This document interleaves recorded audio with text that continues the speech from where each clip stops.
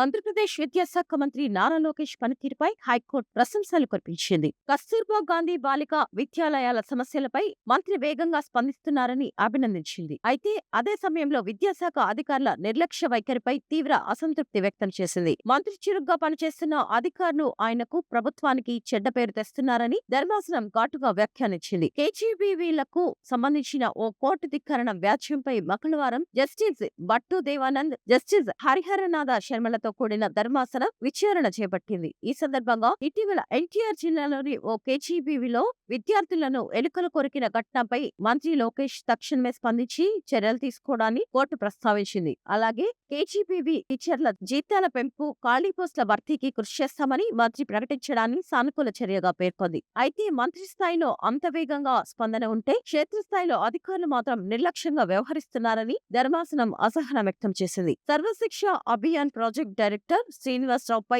దాఖలైన court ధిక్కరణ case విచారణలో భాగంగా ఈ పరిణామాలు చోటు చేసుకున్నాయి. అధికారులు దాఖలు చేసిన అఫిడవిట్ పై కూడా కోర్టు అసంతృప్తి తెలియజేసింది. కొత్తగా అఫిడవిట్ దాఖలు చేయాలని ఆదేశిస్తూ తదుపరి విచారణను 3 వారాలకు వాయిదా వేసింది.